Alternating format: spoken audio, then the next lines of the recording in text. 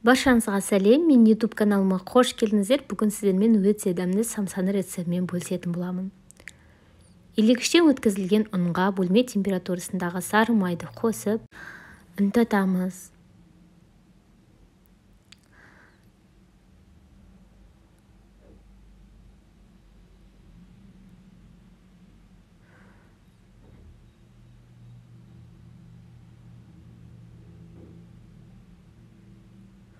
Содан соң тұз, разрыхлитель қосып араластырамыз. Және де жұмыртқа мен бөлме температурасында тұрған қаймақты қосып, жұмсақ қамыр елейміз.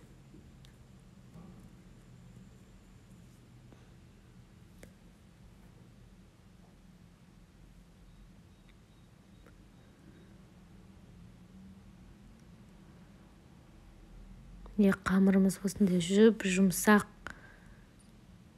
күшті болып шығады. Содан соң салфановый пакетикке салып, 1 сағатқа холодильникке қойып қоямыз. Ол кезде салмамызды дайындаймыз. Жуаны және де картопты измельчителден, үкіштен, немесе өзіңіз турасаңыз да болады. Осылай мен измельчителден өткіздім.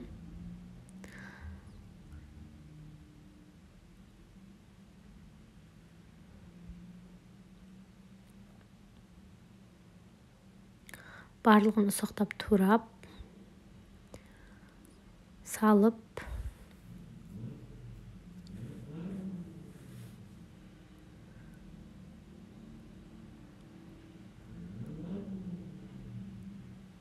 ұсатып алдым. Негізі өте керемет құрылғы екен. Менің бүкіл жұмыс уақытымды кәдімгідей үнемдеп көмектеседі. Енді тартылған етке қосамыз. Қалауымызша қара бұрыш, тұз және де дәмдеуіштер қосамыз. Зираны немесе кориандр қосуға болады. Мен кориандрды қолдандым. Сосын жақсылап тұрып барлығын араластырамыз. Біздің салмамыз дайын.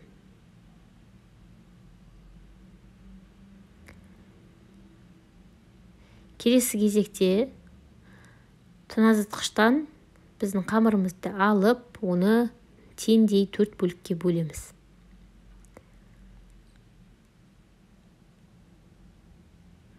Дәл видеодағыдай етіп, әрқайсысын жеке-жеке осылай жасап шығамыз.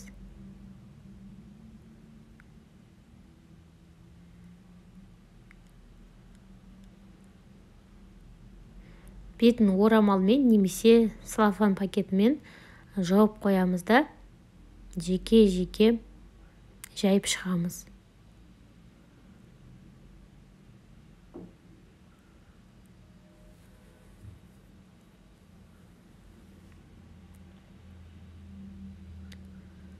Аз ғана ұнды қолданамыз.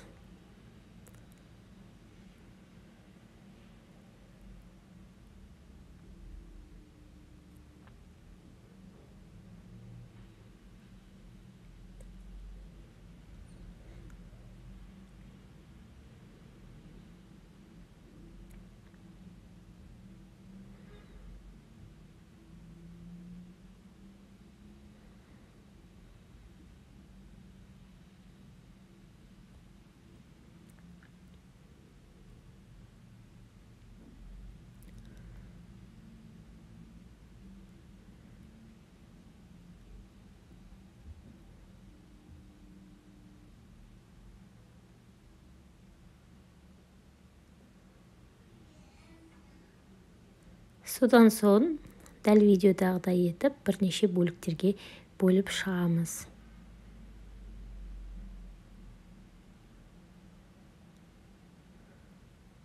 Ортасына салмамызды қосамыз және де оны орап шығамыз.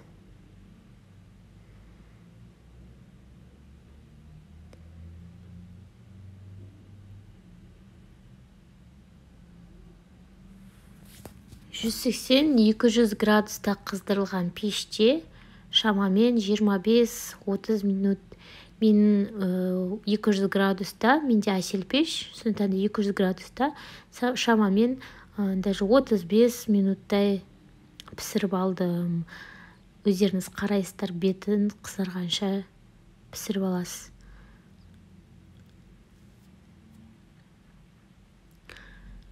Бетіне жұмыртқаның сарысын және де сүтті араластырып, бетіне жағып шықтым. Содан соң күнжіт немесе макты екеуін араластырып, бетіне сеуіп шықтым.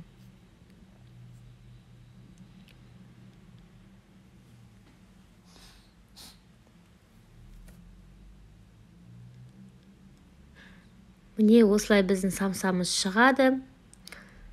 Жасап көріңіздер, егер ұнаса лайк басып пікір қалдыруды ұмытпаңыздар. Менің арнама тіркеліп қойыңыздар, міндетті түрде күнде неше түрлі рецепттер шығады.